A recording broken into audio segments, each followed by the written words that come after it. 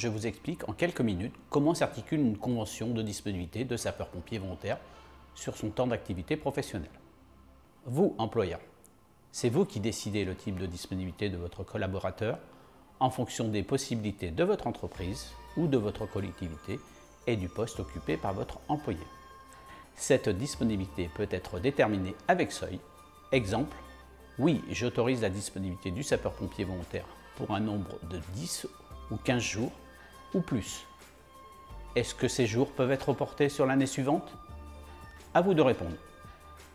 Ou sans seuil de disponibilité. Exemple, oui, je souhaite libérer le sapeur-pompier volontaire sans limite de temps, car je souhaite apporter mon aide sans compter aux sapeurs-pompiers et aux citoyens de mon secteur. Comment se décompose la convention? 3 parties. La disponibilité pour des missions opérationnelles, la disponibilité pour des missions de formation, la disponibilité pour participer à des réunions. Première partie, la disponibilité pour des missions opérationnelles. On distingue 2 formes. La disponibilité programmée et la disponibilité non programmée. La première, la disponibilité programmée. Celle-ci s'articule avec plusieurs choix. Le choix numéro 1, une disponibilité opérationnelle planifiée depuis son lieu de travail. Exemple, le sapeur-pompier répond à un appel bip pour réaliser une intervention depuis son lieu de travail, car il est à proximité d'un centre de secours et il n'a pas de travail impératif à réaliser. Dans ce cas, avec l'accord de l'employeur, il aura affiché de manière autonome sa disponibilité sur l'application de son téléphone. Choix numéro 2, une disponibilité opérationnelle planifiée depuis son lieu de télétravail, soit de son domicile ou d'un autre lieu. Exemple, d'un centre de secours. Cette possibilité est identique au premier choix.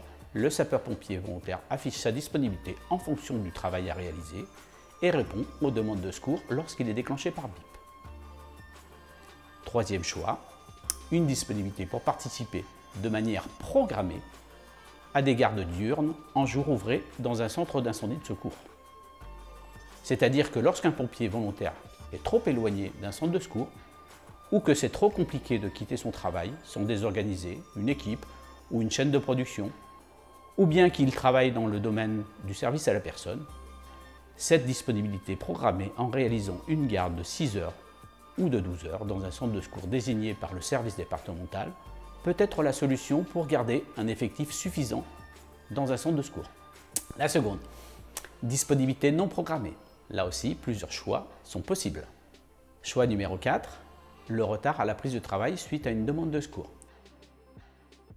Exemple, lors d'une astreinte, votre employé, sapeur-pompier volontaire, est engagé sur une intervention avant l'heure d'embauche. Celle-ci entraîne un retard au travail.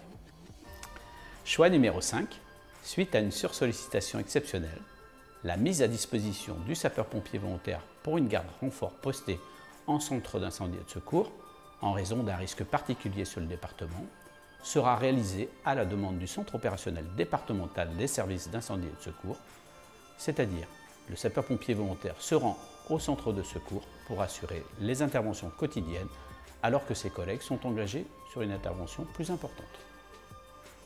Choix numéro 6, suite à une sursollicitation exceptionnelle de demande de secours, la mise à disposition du sapeur-pompier volontaire pour une intervention de grande ampleur ou à des interventions multiples sur le département sera demandée par le centre opérationnel départemental des services d'incendie et de secours. Exemple, Xintia. Choix numéro 7, une disponibilité opérationnelle pour participer à un renfort extra-départemental pour des feux ou des opérations de grande ampleur sur le sol français. Pour conclure sur cette première partie des missions opérationnelles, vous pouvez faire le choix d'une, de plusieurs ou de l'ensemble de ces possibilités.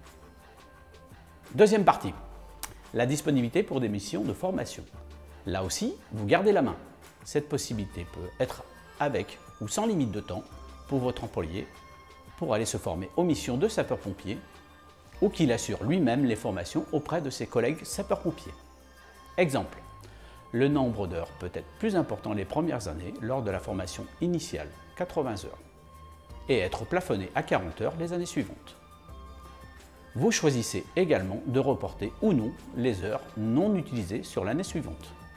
Vous pouvez également autoriser ou non le sapeur-pompier volontaire à participer aux exercices de grande ampleur avec de nombreuses victimes où il faut de nombreux pompiers et un nombre important de figurants. Dernière partie, la disponibilité pour participer à des réunions.